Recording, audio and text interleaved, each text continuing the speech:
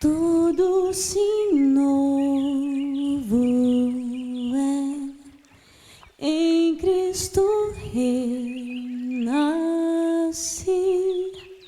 sua graça plena nunca mudará. Minha escuridão em luz se tornou, oh Deus, na aflição eu posso descansar. Por tudo que és cantarei, oh meu Deus, a Jesus, o teu amor. Cristo, te amo, oh quanto eu amo, pra mais ninguém, Deus, eu vou viver. Em ti justo sou, Jesus. Amém, amém. Nós no domingo estávamos meditando em Filipenses 4, de 1 a 12.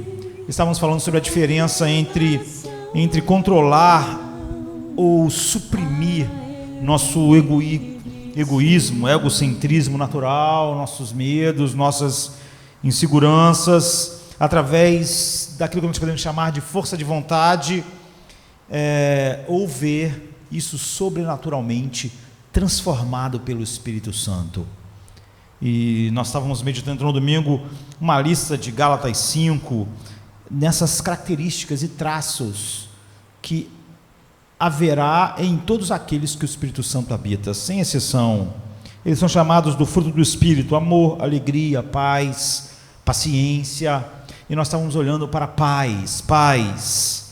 E hoje eu percebo que tem muitas pessoas que se dizem cristãs, às vezes até pregadores ditos reformados, mas que na verdade eles são budistas, eles são islâmicos, eles são confucionistas, não cristãos, porque eles tentam,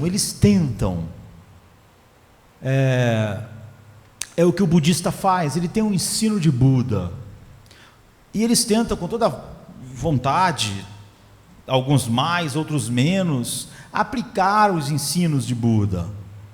Uns conseguem mais sucesso, outros menos sucesso, nenhum consegue sucesso completo. É assim com aqueles que seguem o ensinamento de Confúcio, de Maomé, e é assim que grande parte dos cristãos pensam hoje.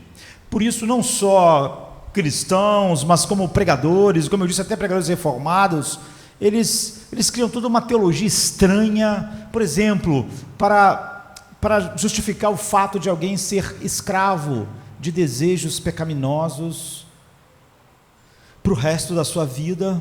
Então eles inventam uma teologia que diz: desejos pecaminosos não são um pecado, contanto que não se cometa o pecado. Mas isso é exatamente o oposto do que a Bíblia ensina. Existem desejos que não são pecaminosos, mas que podem se tornar pecaminosos se para você satisfazer aquele desejo, você pecar. Mas que são desejos não pecaminosos, porque são bons desejos que Deus colocou em nós. Agora, há desejos que são pecaminosos. E desejar aquilo que é pecado, quer você faça, quer não.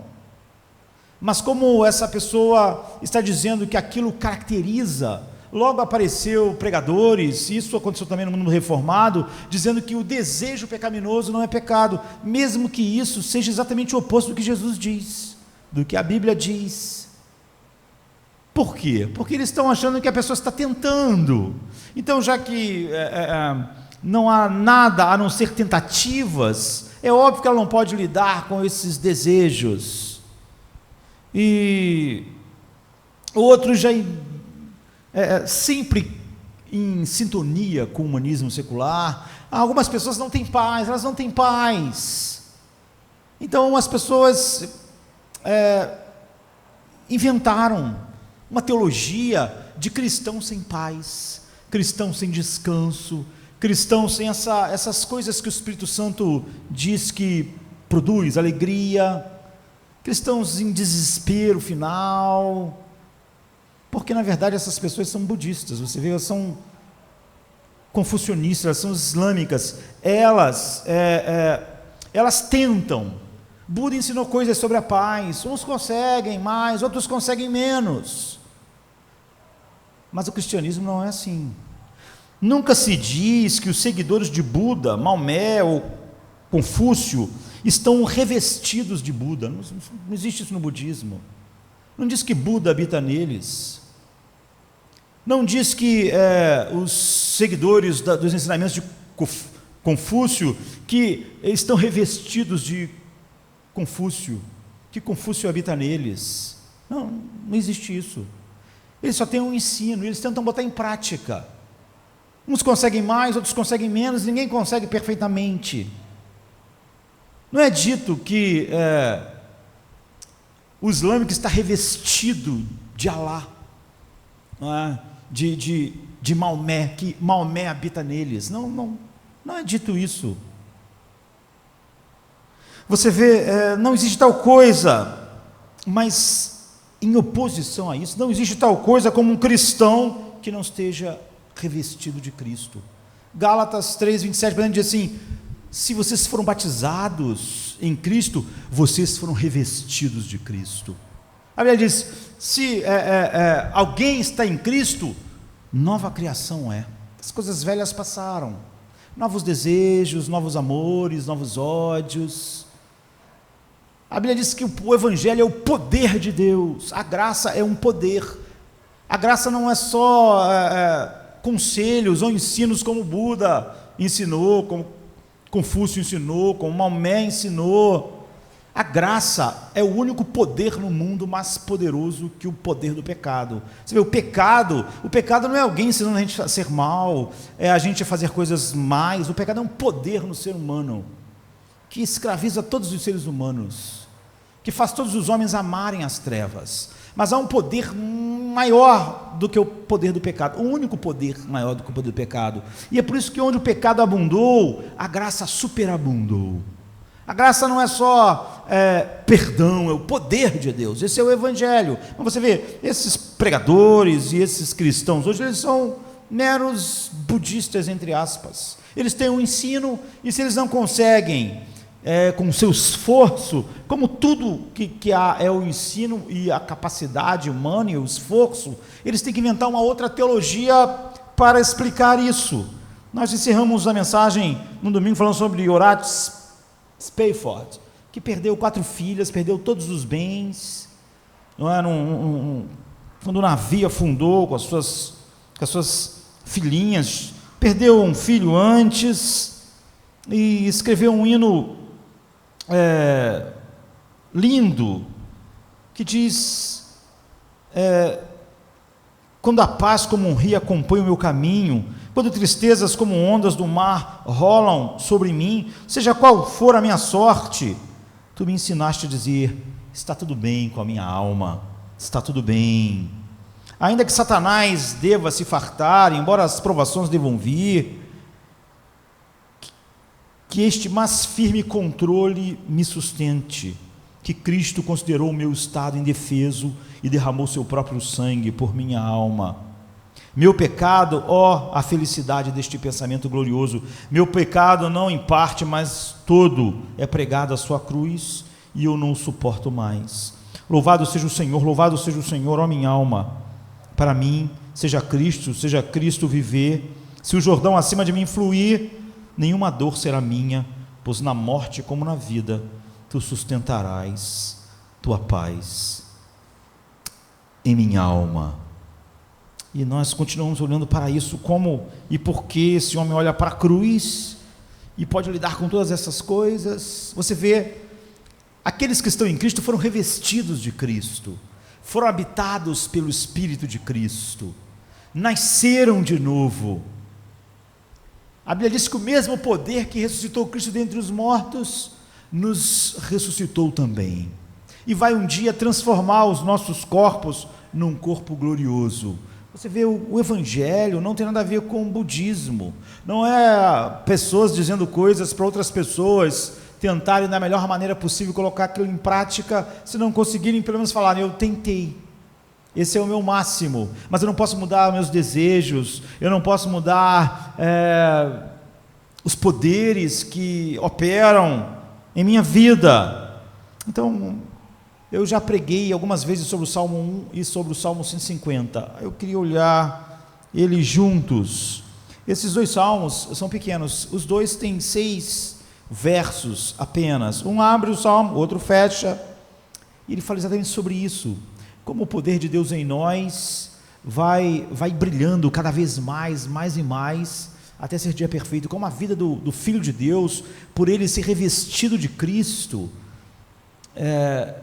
o Espírito Santo vai produzindo aquelas coisas. É muito melhor, e seria muito mais sensato eu dizer que se as coisas não fizeram novas para mim, e se não há nenhuma mudança gradual, o Espírito Santo não está produzindo aquele fruto, paz, alegria, benignidade, paciência, a única conclusão que nós podemos chegar é que o Espírito Santo não está lá.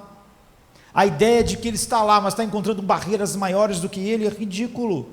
Eu estava morto quando ele veio habitar em mim, ele me fez viver de novo. Que barreira então ele encontraria que o pararia? Que poder?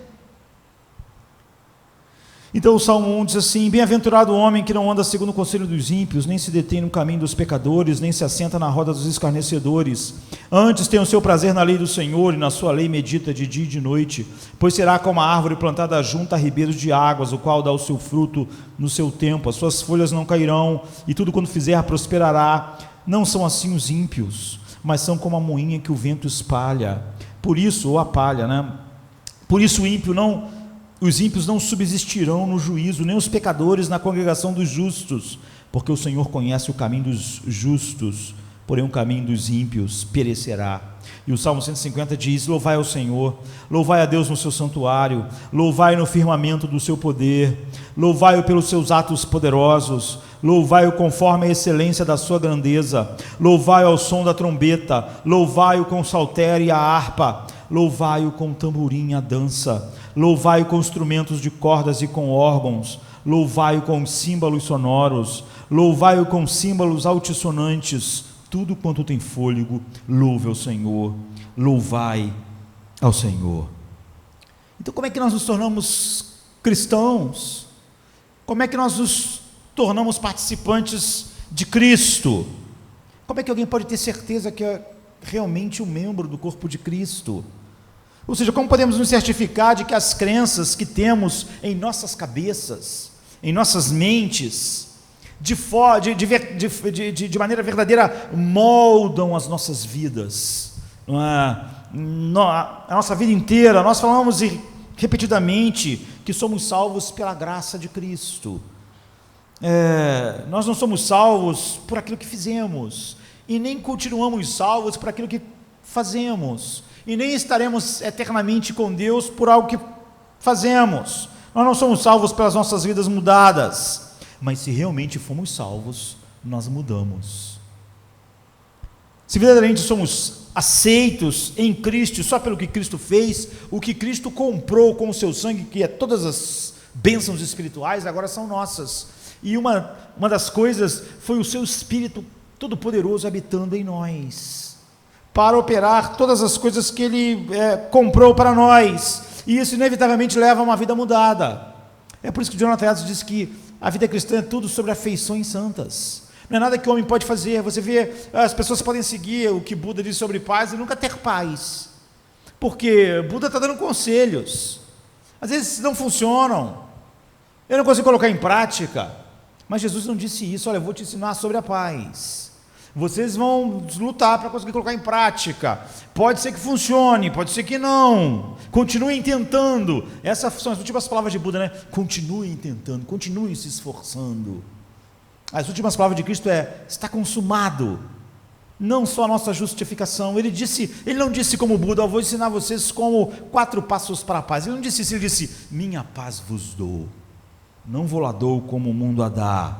Então a resposta geral ao longo dos séculos que a igreja tem dado para nós enxergarmos essa mudança essencial em nosso ser, por exemplo, é como isso nos leva à oração. Como sabemos orar? Como o Espírito que habita em nós, a palavra de Deus, nos levam a isso. E nada ensinou durante os séculos as pessoas a orarem tanto como os salmos. E aqui nós temos o primeiro salmo e o último salmo, porque é o início e o fim. E isso, o salmo inteiro é um curso intensivo de oração, de comunhão com Deus. E nada é mais profundo do que isso sobre oração. Então, há 3 coisas aqui nesses salmos, que são sobre todos os salmos, que é o caminho para a verdadeira oração, que é o caminho através da oração, e como a oração sempre vai nos levar ao louvor, ao gozo, à alegria, ao deleite em Deus. Então, o verdadeiro cristão, ele experimenta verdadeira oração, e a verdadeira oração, ela é formativa, ela muda a nossa vida. Muitas pessoas dizem: eu orei, mas isso não mudou a minha vida. Certamente a pessoa não orou. Há sempre uma tentativa nas pessoas de dizer que, de alguma maneira, aquilo que a Bíblia diz ser verdade não é verdade. Jesus diz: minha paz vos dou. A pessoa diz: eu tenho Jesus, mas ele não me deu a paz. Ou seja, as pessoas chamam Deus de mentiroso. Oração transforma as nossas vidas. A pessoa diz: eu oro e a minha vida não é transformada. Era mais fácil ela pensar assim: eu não oro, ou eu não tenho Cristo. Então o segredo para a vida, a oração formativa que muda a vida, é porque essa verdadeira oração flui de uma verdadeira meditação nas Escrituras. Então, deixe-me mostrar assim o que isso promete. No versículo 2 diz: ao contrário de quem? Dos ímpios, sua satisfação está na lei do Senhor. É o versículo 12, né? E nessa lei ele medita de dia e de noite. E aí o 3 diz assim: é como árvore plantada à beira de águas correntes, dá fruto no tempo certo, e suas folhas nunca murcham, tudo o que ele faz prospera. Então a meditação permite que você alcance, como eu disse, eu já preguei sobre o Salmo 1 algumas vezes, sobre o Salmo 150 algumas vezes. A meditação permite que você alcance as águas subterrâneas, águas profundas, os lençóis freáticos, assim, mais profundos, para que a sua folha nunca fique murcha, nunca fique murcha, mesmo quando não há chuva, mesmo quando a gente está nesse calor, igual está no Rio de Janeiro. Então, mesmo quando há um calor abrasador externamente, aquelas raízes estão bebendo, sugando águas profundas, que não dependem disso. Para colocar de outro modo, a meditação permite que você obtenha e coloque suas raízes, as raízes do seu coração em Deus, raízes profundas. Por isso, não importa quão ruim, quão difícil, quão grande seja a seca, quão duras sejam as circunstâncias, você tem força e você tem vitalidade. Portanto, por exemplo, se você aprendeu a meditar, como a Bíblia diz que essa é a característica dos filhos de Deus, antes eles têm prazer na lei do Senhor e meditam nela. Então, se você aprendeu a meditar, quando as pessoas te rejeitam, suas raízes se aprofundam mais no amor de Deus. Paulo disse assim: nós somos considerados o lixo do mundo. Então, foi totalmente desprezado, é o que ele diz. Nós somos vistos como uma porcaria pelo mundo. Então, eles são rejeitados. Nós sabemos o que causa normalmente essa rejeição no ser humano? O que causa toda a cultura à sua volta te achar um lixo? Paulo diz: nós somos o lixo do mundo. Então, quando as pessoas rejeitaram Paulo, suas raízes se aprofundaram mais no amor de Deus, no conhecimento do amor, e esse amor foi tão real. Isso é verdade sobre você, se você está nessa descrição, que você pode ignorar a rejeição do mundo e você sabe lidar com ela. Você não é devastado, porque suas raízes profundas não estavam tirando sugando isso do mundo. Elas estavam em Deus, e quando há rejeição, você se aprofunda mais no amor de Deus, e você medita mais sobre o amor de Deus, e você enxerga mais sobre o amor de Deus, como nada nos separa do amor de Deus, nem a rejeição do mundo, nem se o mundo nos matar, nos torturar. Então você sabe lidar com isso. Se você perde tudo que você tem, nós estávamos mencionando Horácio, que perdeu no incêndio em Chicago tudo que tinha no domingo, grande parte da sua fortuna. Se as raízes do seu coração estão profundamente em Deus, como devem, se você é um filho de Deus, então sua soberania e sua sabedoria são tão reais para o seu coração, tão reais, as suas raízes estão mergulhadas nisso, que você pode lidar com isso. Se você não pode ignorar, se você não pode lidar com isso, se isso te joga para baixo, se isso tira o seu chão, se isso te leva à miséria, as suas raízes nunca alcançaram Deus por baixo da superfície. Elas sempre dependeram do que o mundo ia dar, da chuva. Então, se uma árvore está vivendo do rio, não importa se chove ou não, foi o que nós já vimos quando meditamos nesse salmo, sempre tem água para ela, tem o rio, as raízes dela estão tocando lá profundamente o rio. Então é através da meditação que nós acessamos Deus assim, é isso que o Espírito Santo nos leva. E o oposto você pode ver aqui no verso 4, não é assim como os ímpios, eles são como a palha não tem raiz, palha não tem substância, palha não tem vida. Como eu disse, muitas pessoas, muitos cristãos, e mesmo pregadores que pregam adequadamente, mas eles negam o poder do Evangelho, porque eles dizem que todo mundo é palha. Palha não tem raiz, palha não tem vida, palha não tem substância. Eles dizem que o Evangelho é só uma palha, uma palha que creu numa determinada coisa. Isso o budismo diz. Quando as coisas ruins vêm, as circunstâncias vêm, elas simplesmente te deixam sem nada. Isso é parecido, na verdade é a mesma coisa que Jesus disse, quando ele disse: portanto, quem ouve as minhas palavras e as pratica é como um homem prudente que construiu sua casa sobre a rocha, e caiu a chuva, e transbordaram os rios, sopraram os ventos, e deram contra aquela casa. Nós meditamos isso no domingo, e ela não caiu, porque tinha seus alicerces na rocha, como a raiz no rio. Aqui ele está usando outra metáfora, você tem seu alicerce em Cristo. Então o que você vê? As coisas externas que vêm estão lá, mas quem ouve as minhas palavras e não as pratica é como um insensato que construiu sua casa sobre a areia, sobre qualquer coisa que não é Cristo. Caiu a chuva, transbordaram os rios, sopraram os ventos, deram contra aquela casa, ele caiu e foi grande a sua queda. O que antecede a isso é óbvio, esse texto que está em Mateus 7, 24 a 27, o que antecede são pessoas dizendo a Jesus no último dia: mas nós fizemos isso, fizemos aquilo, e Jesus dizendo: não te conheço, você nunca esteve, o seu alicerce nunca esteve em mim, nunca esteve.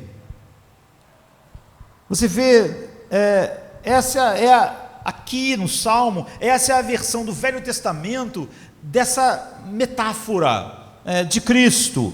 Se você não sabe como meditar, se as suas raízes não estão em Deus, quando vem o vento, você é varrido. É assim que a palha é. O que a palha vai fazer? Ela não tem raízes. Suas raízes não estão em lugar nenhum. Ela depende totalmente do que está acontecendo. Vai ventar ou não vai ventar? Vai chover ou não vai chover? Seca ou não? Uma das passagens mais importantes na literatura, para mim,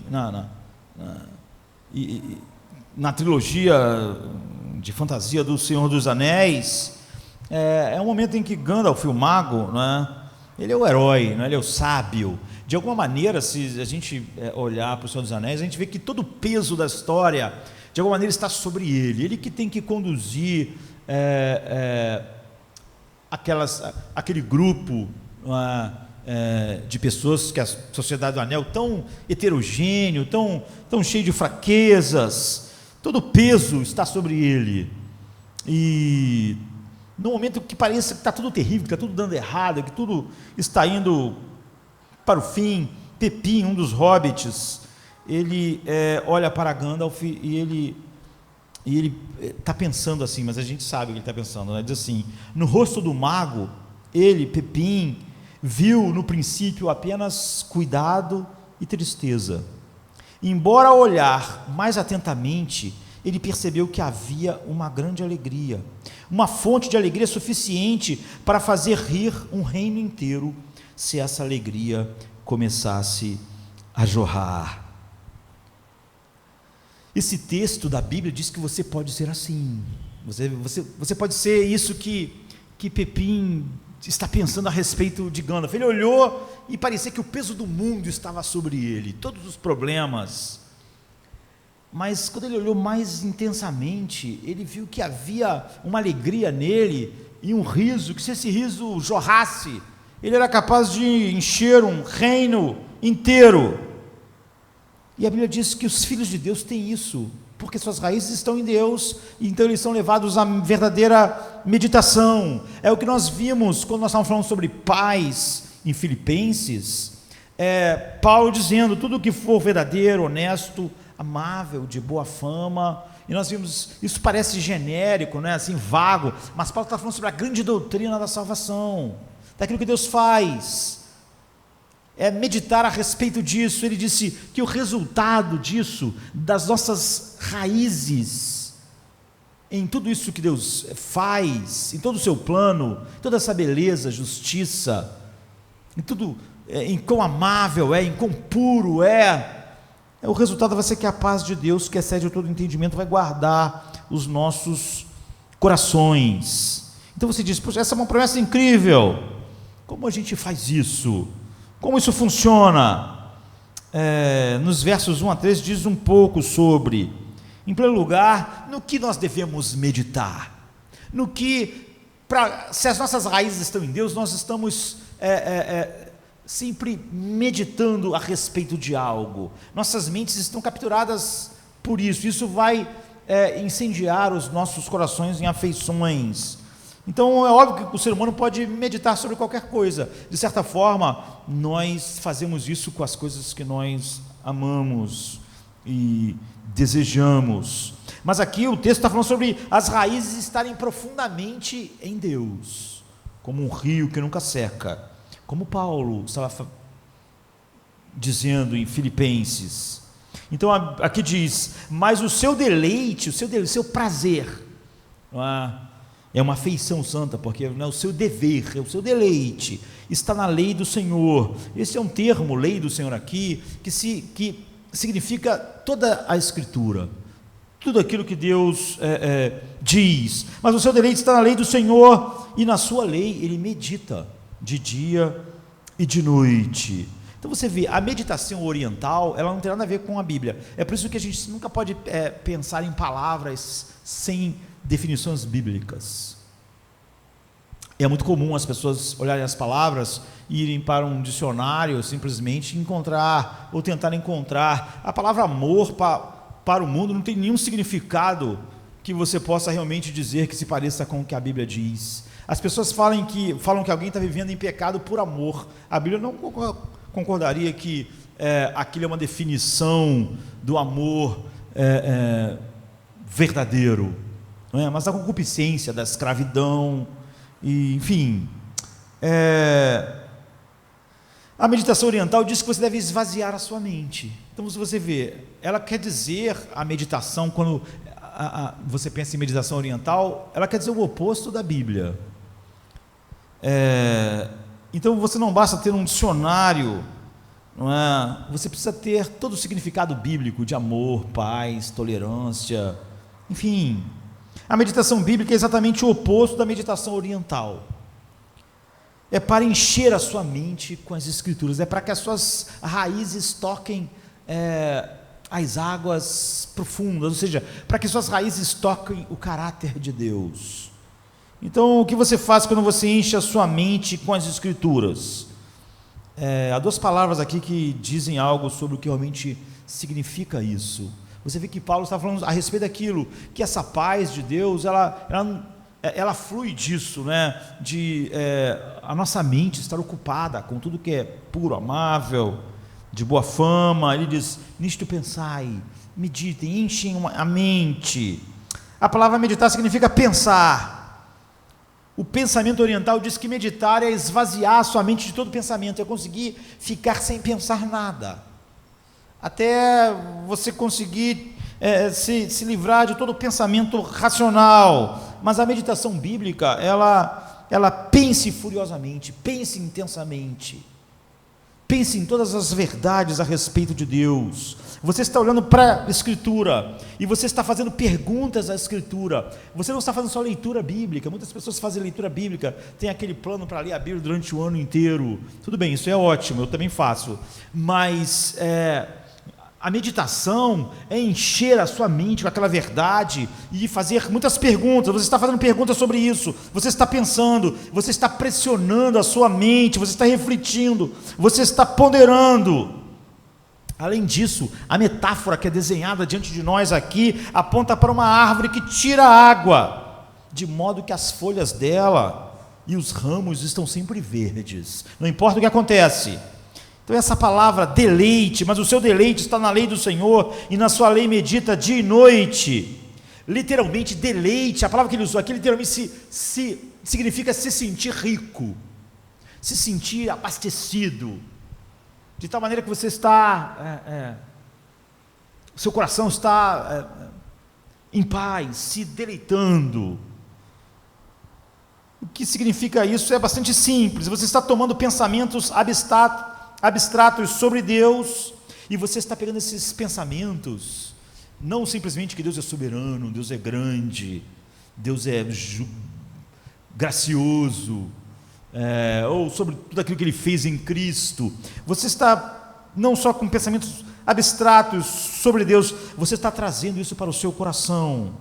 E alguém disse certa vez que meditação é a mente que desce ao coração e incendeia a nossa vida.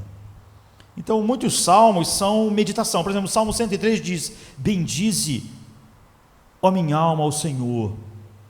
Ele não está falando com Deus, ele não está falando com Deus, ele não está falando com outras pessoas. Bendize, ó minha alma, ao Senhor, e tudo que há em mim bendiga ao seu santo nome. O que ele está fazendo?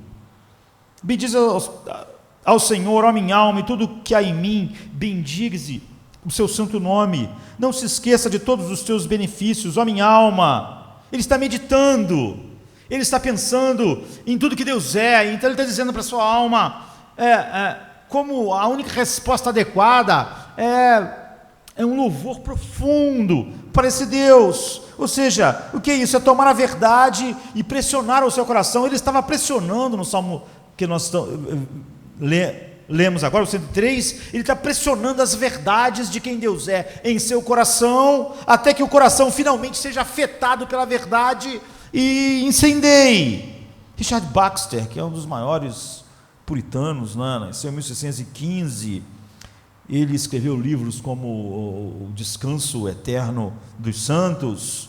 Ele, numa linguagem antiga, do século 17, ele diz assim: a meditação solene ou declarada se distingue do mero estudo da Bíblia, em que nosso principal objetivo é apenas aprender a verdade. A meditação também é diferente da oração, da qual o próprio Deus é o objeto imediato.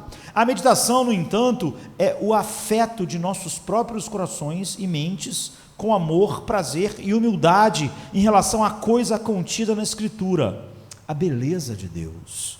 John Owen, que é o maior de todos os puritanos, em 1616, ele diz assim: se nos contentarmos com meras especulações e conhecimento mental sobre Cristo e sobre as doutrinas, não encontraremos nenhum poder transformador ou eficácia que nos seja verdadeiramente comunicada. Mas quando nossas afeições se ligam a Ele com pleno propósito de coração, nossas mentes se enchem de pensamentos e delícias dele e sobre Ele. Então a virtude, que é a mudança de caráter, procederá dele para aumentar nossa santidade e nos encher de alegria indecifrável e cheia de glória que vence qualquer aflição. Você vê, esses puritanos, eles sabiam o que era meditação e como ela nos transforma. Esses homens tinham suas raízes profundas em Deus. Então eu estou tentando dizer, e eles também, que a meditação que começa com a mente, começa por fazer muitas perguntas. Você tem o texto, você não só está lendo e querendo conhecer a doutrina, e querendo saber uma verdade a respeito de Deus, você pergunta o que isso significa. O que isso me diz a respeito de Deus? Existe um exemplo a seguir? Existe uma promessa a ser desejada aqui? Existe um mandamento para mim? Que verdade está nesse texto? Que esse texto está, eu diria, me dizendo que se eu levar a sério, muda tudo para mim. Que verdade está nesse texto que muda tudo que eu sinto, muda o jeito que eu penso, mudaria o jeito que estou vivendo agora. Ou seja, você vê, há uma verdade que Paulo pressionou sobre o seu coração, que mesmo o mundo considerando ele um lixo, fez ele estar muito bem, porque ele meditou tão profundamente no amor de Deus que excede a todo entendimento. Então começa com lotes de pensamento, mas eventualmente traz aquilo para o coração e incendeia tudo, até que essas coisas se transformam em coisas reais. É por isso que John Owen disse que não é simplesmente você e Richard Baxter conhecer doutrina ou ler a respeito delas, há algo mais que nos diz aqui sobre meditação. É por isso que muitas pessoas são incentivadas simplesmente a ler a Bíblia e depois comprar livros. As pessoas às vezes elas ficam cheias de um conhecimento, mas elas não aprendem a meditar. Elas podem ter essa mente assim, e elas podem, enfim, decorar as institutas, mas elas não se parecem nem um pouco com Calvino. O Evangelho é o poder de Deus. As nossas raízes vão para essas verdades de Deus, e não importa o que acontece fora de nós, como nós vimos John Owen dizer, nossas mentes se enchem de pensamentos e delícias dele e sobre ele. Então a virtude, que é a mudança de caráter, procederá dele para aumentar nossa santidade e nos encher de alegria indecifrável, cheia de glória, que vence toda aflição. Você vê, não é simplesmente, você pode saber o mesmo que John Owen, porque ele escreveu um monte de livros, você pode ler todos os livros dele, ou você pode ler todos os livros de Richard Baxter, e é por isso que depois que as pessoas leem tudo isso, elas na verdade, como eu disse no início, elas são, entre aspas, crentes, mas elas são budistas. Elas têm que contrariar toda a verdade de Deus, porque não há nada nela que realmente se delicie em Deus, e suas raízes não estão em Deus. Então elas simplesmente são pessoas que estão tentando, como budista, porque elas não estão revestidas de Cristo, elas não estão nele, e suas raízes não estão em Deus. Então você diz, bem, isso significa muito. Na maioria do tempo, a maioria das pessoas que descobriram isso, elas experimentaram aquilo que todos nós que somos chamados por Deus temos que e vamos experimentar. Não basta simplesmente você ler um pouquinho pela manhã da palavra de Deus e depois você não pensa mais sobre ele, e você não está orientado por ele. Você vê, quando ele diz medita de dia e de noite, É porque você traz de novo essas verdades ao seu coração. Sempre que você age ou reage, você traz de novo isso. Isso está de acordo? Ou você pressiona essa verdade de novo em seu coração, mais de uma vez por dia. Você reorienta a sua mente para Deus. É o que Paulo estava dizendo: tudo que for verdadeiro, amável, de boa fama. Você faz isso intencionalmente. A coisa mais importante que nós diremos nessa parte final dessa primeira parte, sobre meditação, por que esse primeiro salmo aponta para isso de maneira tão importante? É que o Salmos é o livro das orações na Bíblia. Mas o primeiro salmo não é uma oração. O primeiro salmo, diferente de quase todos os salmos, ele não é uma oração, ele é uma meditação sobre meditação. Porque senão você não vai saber aproveitar todo o salmo se você não entender isso. Então não é uma oração esse salmo, não está aqui, ó meu Senhor, ó meu isso, ó meu aquilo. Essa é uma meditação sobre a meditação. E o que é meditação? O salmo, ele dá a metáfora que eu diria perfeita do que é meditação. Meditação é aprofundar suas raízes em Deus. Uma pessoa meditando é como uma árvore que está plantada junto a um rio e que está com as suas raízes tocando o rio, e que todo dia ela faz as raízes crescem mais para dentro do rio. Ou seja, o Salmo está fazendo nós pensarmos sobre meditação. A maioria dos pensadores, a maioria dos teólogos, a maioria dos comentaristas, os puritanos, eles vão dizer a mesma coisa, que o Salmo 1 é a introdução de todos os salmos, todo o livro. Ou seja, ele é a chave para a grande oração, para a verdadeira oração, que é a meditação verdadeira. Essa é a porta para você entrar. É por isso que esse é o primeiro ponto aqui. A meditação é uma escritura intensa, focalizada, mais de uma vez por dia, e que você continua trazendo durante o dia. A sua mente, ela é formativa, porque é a única maneira de você obter a verdadeira oração, que está no centro desse processo de transformação contínua dos filhos de Deus. Você está meditando, está pensando, então você ora de verdade, para um Deus verdadeiro, e isso muda tudo. Por quê? Primeiro, a meditação, ela aquece os nossos corações. Essa é a primeira razão, e ela é muito simples.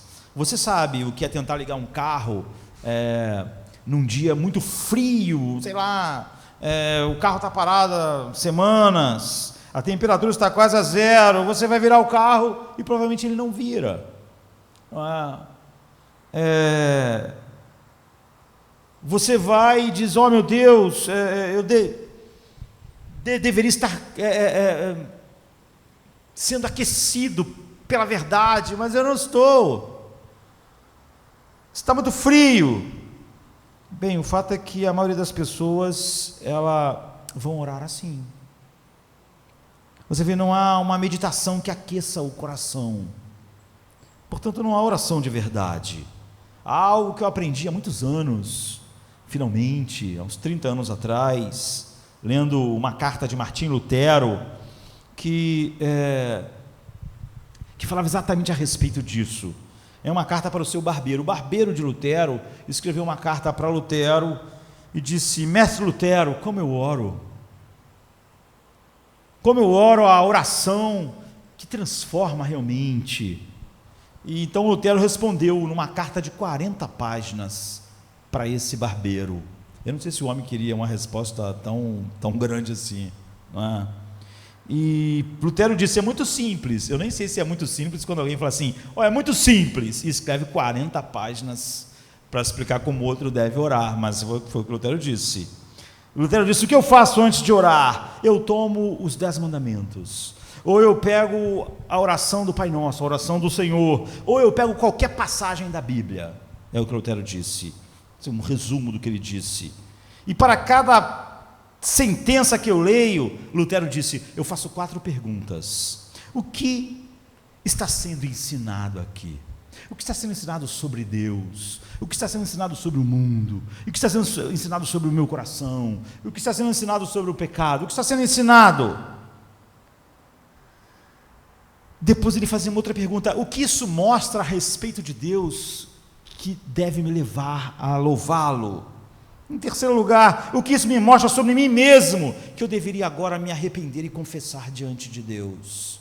E por último, o que isso me mostra sobre mim mesmo que eu preciso, ou seja, que eu necessito que Deus opere em mim. Então você vê, Lutero disse para o barbeiro, você precisa de pegar um texto bíblico, você não pode, como o carro não vira frio, então você não vai correndo para orar, você pega o seu texto, e você lê de verdade, você medita de verdade, e primeiro você tira o ensino daquele texto, de cada sentença do texto, e depois isso vai levar você à adoração, o que se ensina a respeito de Deus que deve me fazer louvá-lo. Você primeiro tira o ensino, depois a adoração, e depois o que isso me ensina a respeito de mim mesmo que eu devo confessar. Então você é levado à confissão, ao arrependimento. E por último, o que isso ensina sobre o que eu necessito, que só Deus pode fazer. Isso te leva à súplica. Então ele fazia assim, e é isso que ele explicou ao barbeiro. Ele lia Pai Nosso, e ele pensava, o que isso me ensina?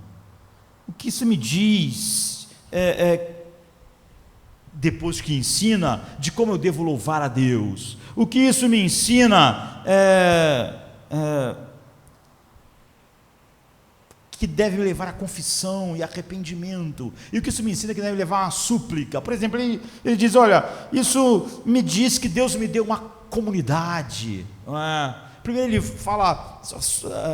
gasta um tempo a respeito de pai, depois você vê ele gasta um tempo sobre nosso.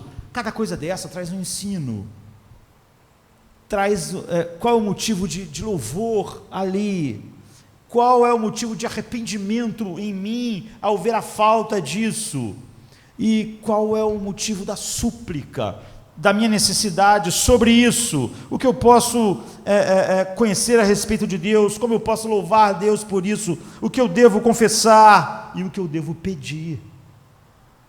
E então ele diz, então eu oro como eu deveria, eu oro sobre o que eu realmente preciso. Então ele diz, eu leio Pai Nosso que estás nos céus, Lutero diz assim na sua carta, eu pensaria a respeito disso, eu meditaria até começar a sentir a verdade do ensino sobre Deus nisso, aquecer o meu coração, até começar a ter novos pensamentos que estavam começando a entrar na minha mente a respeito disso, e que o Espírito Santo me ensina através da palavra, então eu posso ir orar. Você vê, eu começo a ver, por exemplo, que Deus é Pai Nosso, mas que Ele está nos céus, ou seja, Ele é transcendente, Ele é meu Pai, mas Ele não é como eu, Ele é separado de toda a criação, Ele é único. Então eu penso a respeito disso, até meu coração se incendiar sobre essa verdade a respeito de Deus. Então depois de que eu penso nesse ensino, eu vejo as razões, os motivos para louvar a Deus, eu louvo a Deus, e aí eu vejo o que eu devo confessar, eu tenho honrado Deus assim, Ele sendo transcendente, o meu medo honra, a maneira com que eu tenho agido, então Ele vê o que Ele devia confessar a respeito daquilo, mas Ele vê as suas incapacidades, então Ele começa a suplicar a respeito do que aquilo mostrou a Ele. Não há nada mais prático, nada muda a nossa vida, como assim? Você vê, não é simplesmente ler a Bíblia como um textozinho que eu leio bom para mim e viver o dia.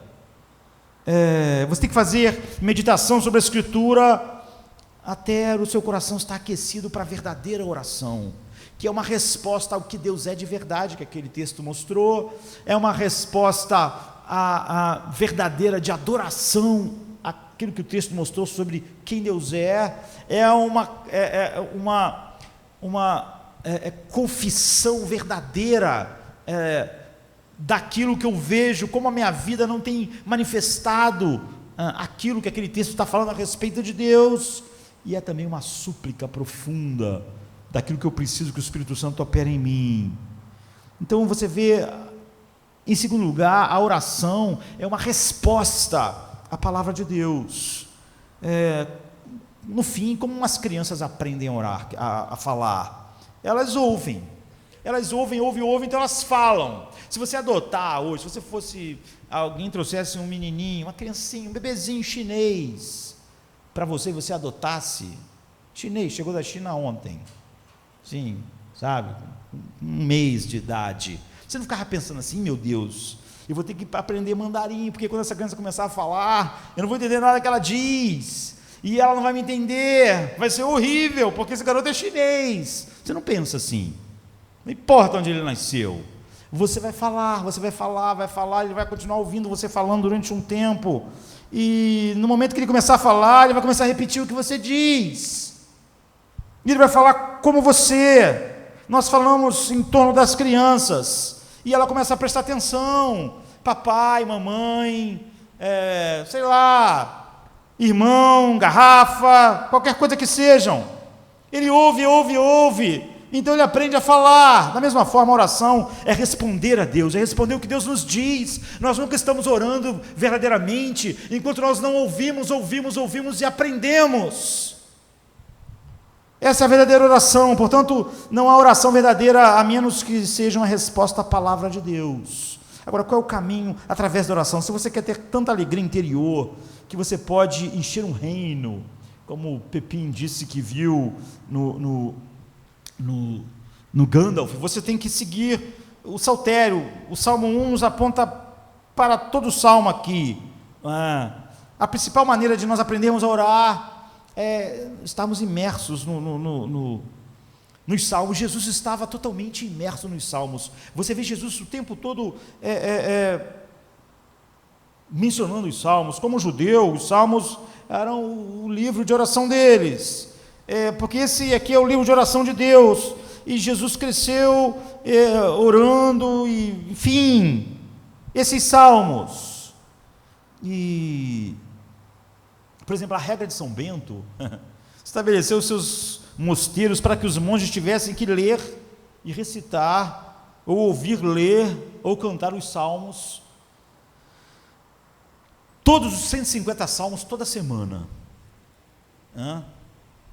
O livro anglicano de oração comum tem um ofício diário no qual dia e noite você passa a ler todos os 150 salmos todo mês. Todo mês você lê os salmos inteiros, os 150. João Calvino, quando estava reformando a igreja em Genebra, ele fez com que se cantasse todos os salmos, botaram música em todos os salmos. Todos os salmos foram colocados em música, e eles cantavam o salmo, todos os salmos, pelo menos 2 vezes por ano, ou seja, os 150 salmos, pelo menos 2 vezes por ano, era essa a ideia. Por quê?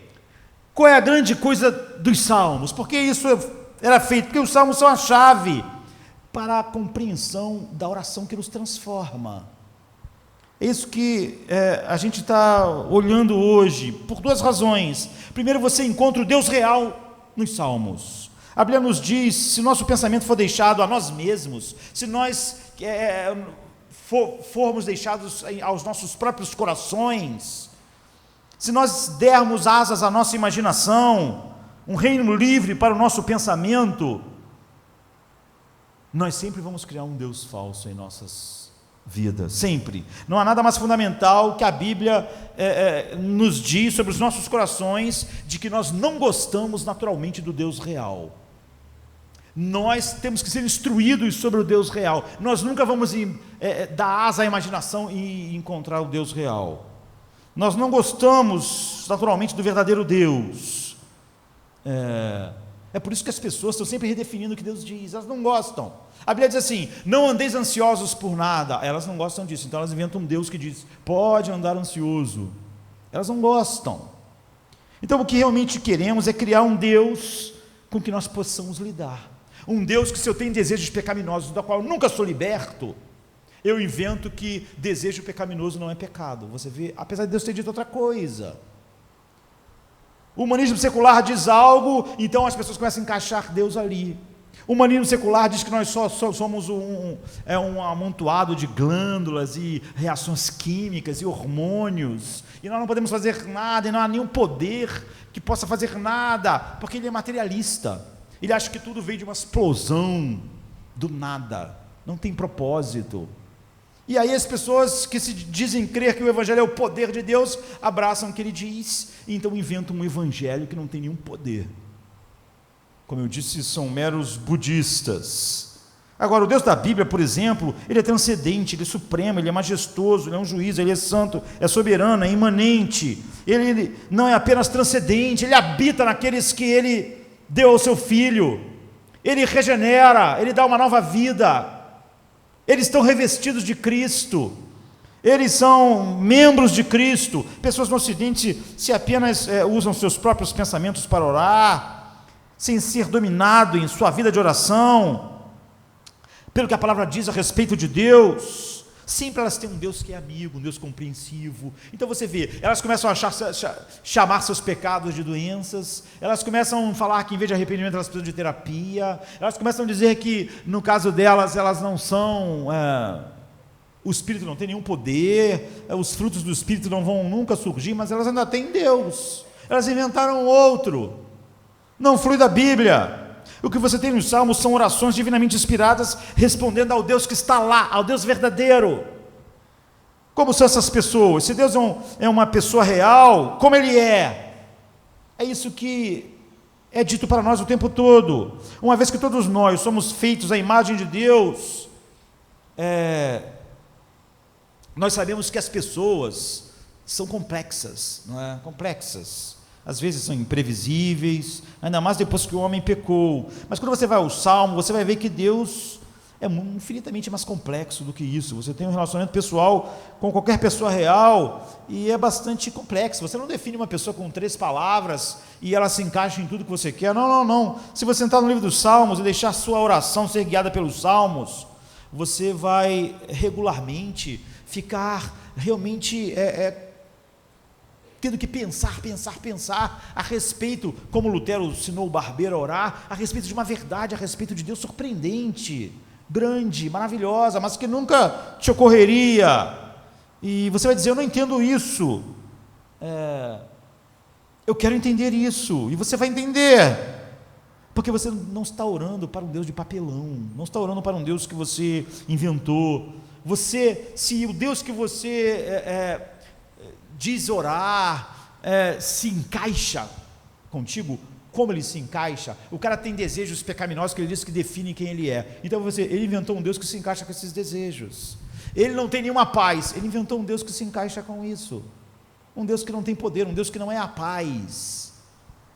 A razão pela qual você deve estar regularmente indo para os Salmos e usando os Salmos como uma forma de orar é porque você tem um Deus verdadeiro lá. Em segundo lugar, os Salmos, antes de tudo, eles tocam todas as emoções humanas e mostra como orar essas emoções diante de Deus, para que a situação não te torne mais duro, para que as circunstâncias não te deixem mais diferente de Cristo e não mais parecido ou te quebrem, mas que todas as circunstâncias te deixem mais sábio, mais feliz, mais profundo. Então, se você esperar que a vida aconteça para você, você nunca vai chegar a isso. E aí você vai querer inventar um Deus e um evangelho que não é o Deus verdadeiro, para dizer que você tem um Deus, mesmo que esse já seja um Deus de papelão. Então o Salmo não, ele te leva a essa maturidade. Toda a Escritura faz isso. Aqui você tem lamentos, pessoas que estão passando por miséria, há orações para pessoas em sofrimento, há adoração e há ação de graça. E não há nada mais devastador para você espiritualmente do que não saber chegar finalmente em todas as situações à adoração a Deus. E é isso que os Salmos nos levam. O Jonathan dizia que na verdade os Salmos são massagens cardio-espirituais, que os salmistas muitas das vezes falavam dos seus problemas só para poderem meditar em Deus. Como Moisés no Salmo 90, a nossa vida é breve, é como o orvalho da manhã. Aí tu parece que o cara vai ficar deprimido, mas ele só está querendo dizer assim: mas os teus dias não têm início nem fim, tu és o Deus eterno, tu és a nossa morada, em ti nós estamos seguros. Está vendo? Quando acaba a oração ele está bem.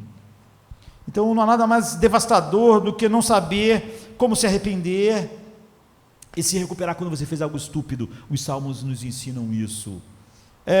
Não saber encontrar alegria no meio da aflição. É sobre isso que os salmos não há nada mais devastador do que não saber como processar problemas, dor, sofrimento e decepção de tal forma que isso suavize você e não te endureça. Ou seja, que de fato o Espírito Santo esteja produzindo frutos no meio dessas coisas. Os salmos te dão um Deus verdadeiro, te mostram a vida real, não uma vida de faz de conta. Davi sofre, enfim, experimenta dores, traições, mas encontra um Deus verdadeiro e é levado sempre, sempre, sempre à adoração e à transformação. Então um puritano disse assim: em um mundo de orações que satisfazem o ego religioso e cultivam anseio apaixonados, os salmos se destacam como uma espécie de austeridade angular. Deixados a nós mesmos, oraremos a algum Deus que fala o que gostaríamos de ouvir, ou oraremos à parte de Deus, o que conseguimos entender por nós mesmos e não o que Ele nos revela. Mas o que é crítico é que falamos no Deus que nos fala e a tudo o que Ele nos fala. Os salmos nos treinam na nossa oração, na nossa conversa com Ele. Então ele continua: nós preferimos orar explorando nossas próprias capacidades espirituais que achamos profundas, e Deus sendo apenas uma música de fundo, sem se incomodar com o tédio e a complexidade das Escrituras, porque nós achamos entediante as Escrituras e a sua complexidade, e nós colocamos Deus então como uma música de fundo, e nós oramos as nossas próprias ideias, nossos próprios sentimentos. Essa é a razão pela qual no final você tem que aprender a atravessar os salmos constantemente, meditando verdadeiramente, colocando suas raízes cada vez mais profundas em Deus. E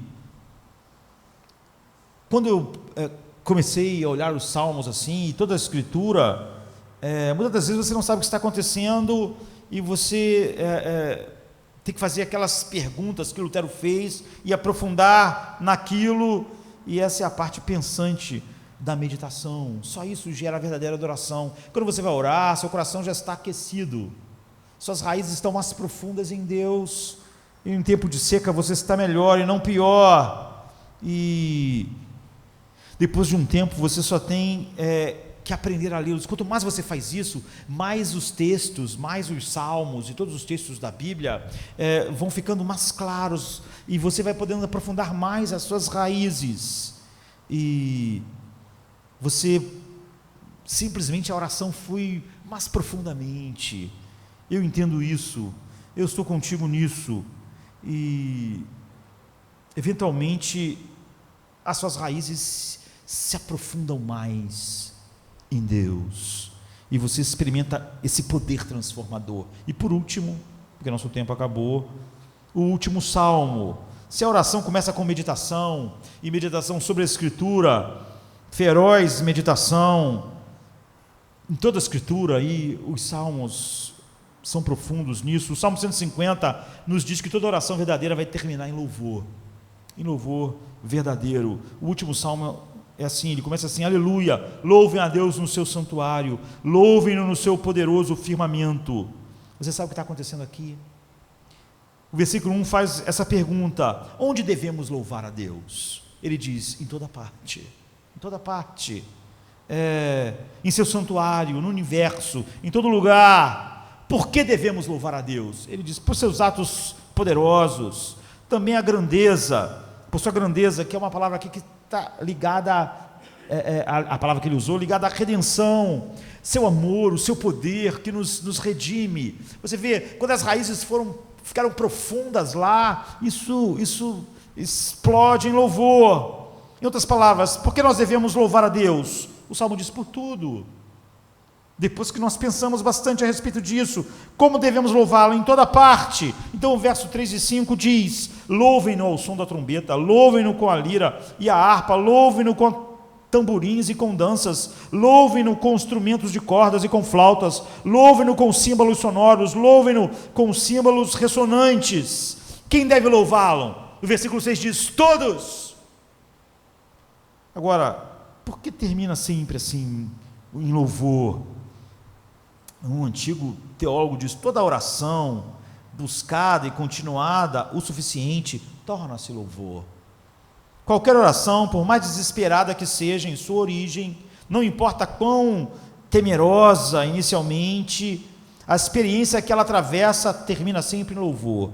Nem sempre chega lá rapidamente ou facilmente. A viagem pode levar, entre aspas, ele está só querendo dizer que não é rápido, uma vida inteira, entre aspas, mas o fim é sempre louvor. Nunca termina lá, não é? Naquele lugar. E ele continua: pode levar então, entre aspas, décadas, até certas orações chegarem ao aleluia. Do Salmo 150, porque aleluia é um chamado à adoração. A palavra quer dizer isso: louve ao Senhor, não é?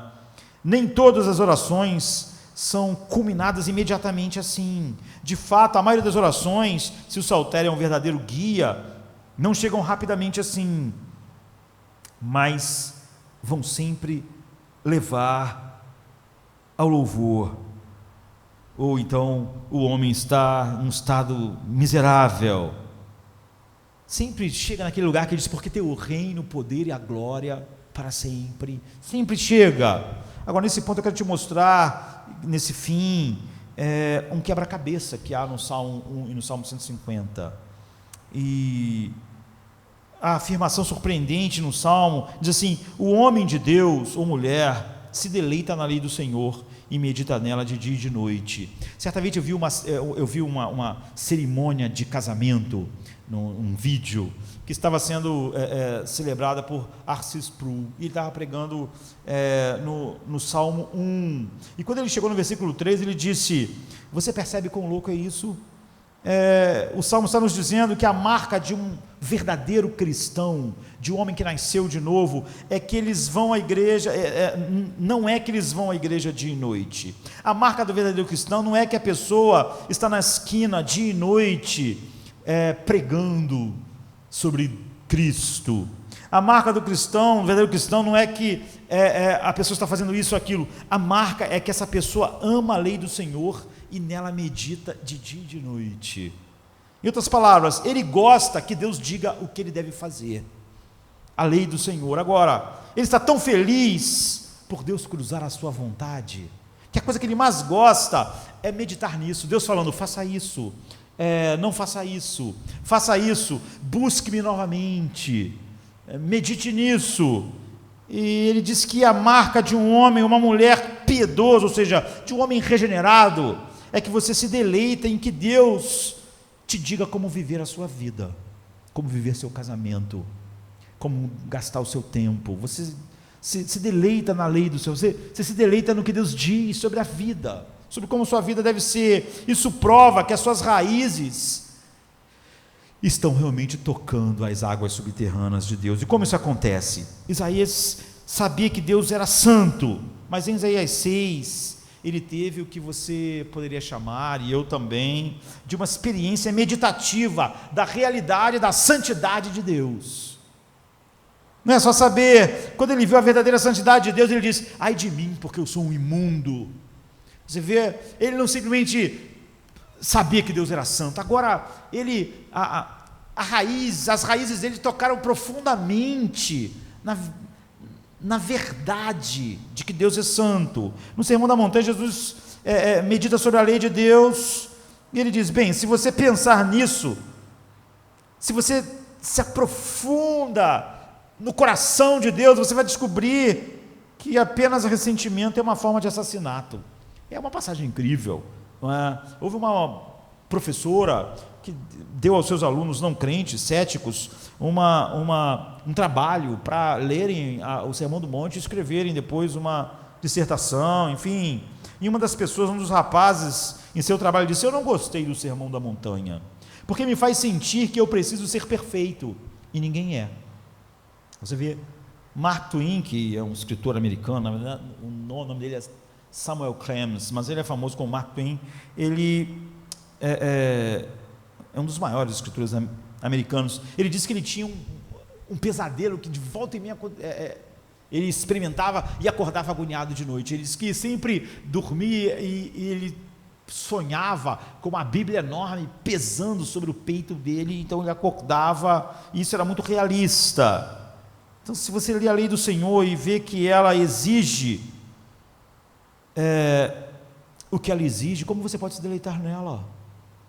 A lei de Deus nos condena, não é? Como você pode ter paz e alegria e se deleitar nisso? Você vê o que ela exige, você vê como você deve viver, você não vê em qualquer lugar em você isso perfeitamente. Como no mundo você poderia se deliciar, se deleitar na lei do Senhor? Ninguém pode realmente se deleitar na lei do Senhor, porque não vive exatamente como a lei diz. Então espere um minuto, há alguém no mundo que fez isso. Hebreus 10:7 diz: assim veio Cristo ao mundo dizendo: eis-me aqui, eu me deleito em fazer a tua vontade, ó Deus, tua lei está no meu coração. Marcos 1 e Lucas 6 dizem que Jesus orou dia e noite, assim, acordava de madrugada, quando estavam dormindo ia orar, quando todo mundo estava indo dormir, ele estava orando. E na Bíblia tem 1.800 versículos da fala de Jesus. Desses 1.800 versículos, 180 são citações bíblicas, ou seja, de 10%. Então aqui estava um homem absolutamente saturado da palavra de Deus. Ele é a própria palavra de Deus, mas como um homem no mundo, ele sempre andava meditando na palavra de Deus, se deleitando na palavra de Deus, como Hebreus disse. Você diz: ok, Jesus era assim, ótimo, isso me faz me sentir pior. A resposta é você olhar para Cristo, usando os salmos do jeito que você deveria usar e não usou até hoje, meditando sobre a palavra do jeito que você deveria meditar, como você deveria usá-la, não apenas como exemplo, porque isso te esmaga, como Mark Twain disse que acordava com seu pesadelo, ou como o rapaz escreveu sobre o Sermão do Monte, mas olhá-lo como seu Salvador, fazendo isso perfeitamente para você. Quando você está com dor total e aflição, por isso que você não deve deixar essas meditações profundas, essas coisas, para o momento de dor, aflição, o dia mal. Paulo diz: não, se revestir de toda a armadura que é a palavra de Deus, para que você possa resistir no dia mal. No dia mal, quando você está com muita dor e sofrimento, simplesmente sai de você o que está lá: medo, horror, ansiedade. Tudo que está em seu coração só sai, porque não dá para ficar pensando muito, é dor. A boca fala do que o coração está cheio, e em momentos críticos isso explode. Quando você está com dor, você apenas externaliza o que você está sentindo, seus pensamentos, seus sentimentos. O que Jesus explodiu quando ele estava na dor mais terrível, espiritualmente, fisicamente, na cruz, o que ele fez? Ele citou o tempo todo as Escrituras. O Salmo 22, verso 1 diz: meu Deus, por que me desamparaste? É o que ele estava citando, o Salmo 22. Tudo estava em sua cabeça. O que há nesse salmo? O salmo diz assim: eu sou derramado como água, minha força se foi, minha língua se adere ao céu da minha boca, tu me colocas na poeira da morte. Meu Deus, por que me desamparaste? É o que Jesus está citando. Ele estava processando o seu maior momento de dor com um salmo, porque ele estava cheio da verdade. E como eu disse, no momento de dor, você simplesmente externaliza o que você está cheio, não dá para ir você se encher.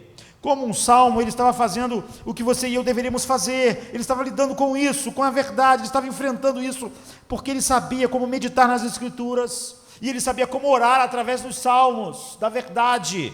Ele estava usando o salmo, não apenas, ele está fazendo isso como um exemplo para você e para mim. Você não vê o que ele está fazendo, você sabe o que ele está dizendo. Ele está dizendo: isso é maravilhoso, isso é incrível. Ele está dizendo assim: eu me tornei a palha. Nós vimos aqui dizer, porque aqueles que são salvos, eles são como uma árvore verde, porque eles estão com as suas raízes no rio, mas o ímpio é como uma palha seca. É o que eu estou dizendo aqui. Eu me tornei como uma palha, eu estou seco. É por isso que ele usa o Salmo 22. Eu estou posto no pó da morte. Eu estou como um ímpio. Como o ímpio é. Eu estou completamente... As minhas raízes não podem sentir o gozo de Deus, o prazer de Deus. Você sabe o que ele está dizendo? Eu me tornei uma palha, sendo separado do rio, para que você tenha o rio. É por isso que o evangelho não é budismo. Ele perdeu o rio um dia, ele perdeu o rio, perdeu a sua delícia, suas raízes não puderam estar lá, para que as suas raízes estivessem. Eu estou sendo cortado, ele diz, eu estou sendo cortado, para que você possa ser enxertado. Meu Deus, por que me desamparaste? Porque eu estou seco como a palha, porque eu estou como um ímpio debaixo da sua ira. Quando você vê Jesus Cristo, quando você medita em Jesus Cristo morrendo na cruz, Ele usando os salmos, usando a Escritura da maneira que você deveria, não apenas como seu exemplo, mas como seu Salvador, como seu substituto, então você vai ser capaz de se deleitar na lei de Deus, porque ela não te condena mais. Ela não te condena mais, a menos que você veja Jesus Cristo cumprindo a lei por você, você nunca vai poder se deleitar nela. Agora, você se deleita em Deus dizer para você o que você deve fazer ou o que você não deve fazer. Você sabe que Ele não está te dando um caminho para se salvar, Ele está te guiando, está te transformando na mesma imagem do seu Filho. Jesus viveu a vida que você deveria ter vivido, Ele morreu a morte que você deveria ter morrido, Ele se tornou a palha, e agora você tem as suas raízes no rio, porque Ele perdeu o rio para que nós tivéssemos isso. Ele estava saturado com a Escritura, Ele viveu do jeito que você deveria viver, toda a sua culpa por não ser capaz de viver dessa forma foi colocada sobre Ele. Então Ele está sedento, Ele está com sede, Ele virou uma palha seca, como os ímpios. Ele foi cortado de Deus, Ele perdeu o rio para que você possa ter o rio. E você, por causa disso, ao contemplar Cristo, assim, olhar para Ele como seu Salvador, e não como um exemplo, que é a única maneira que um budista pode olhar para Buda, você vê que você é salvo pela graça, a lei não te condena mais, você não pode estar certo, mais certo do que todas as suas orações, agora que esse poder está em você, que você ganhou o rio, porque Ele se tornou a palha separada do rio, para que você tivesse isso. Você tem tudo que você precisa, no final, tudo será louvor. Você sabe, mesmo quando você está num momento de dor e aflição, você sabe que as suas raízes nunca perdem o rio. No final, tudo triste um dia virará falso, e no final tudo será louvor. Então medite em Cristo, meditando na Escritura para salvá-lo. Ele falando a Escritura quando está sendo separado de Deus. E é assim que suas raízes se tornam mais profundas. O Evangelho é isso. O Evangelho não é um budista escutando os conselhos de Buda e tentando colocar em prática. Nós nos revestimos de Cristo. Nossas raízes agora estão em Deus. Nós não servimos um Deus de papelão, nós meditamos no verdadeiro Deus, que nos leva à verdadeira oração, e nós somos mudados de um grau de glória para outro grau de glória. Vamos ficar de pé, vamos orar.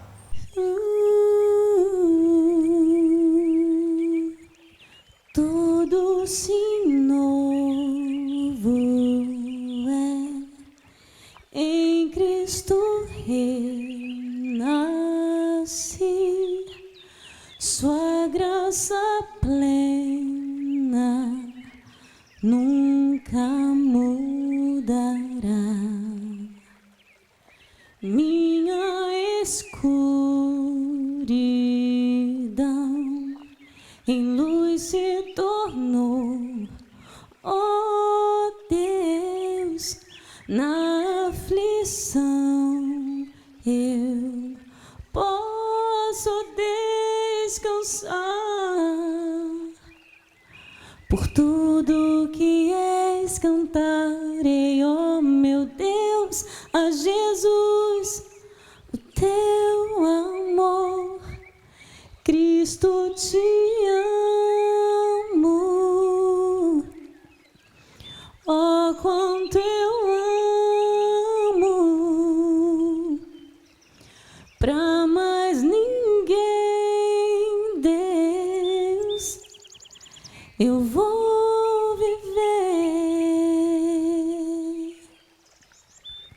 Em ti justo sou, Jesus.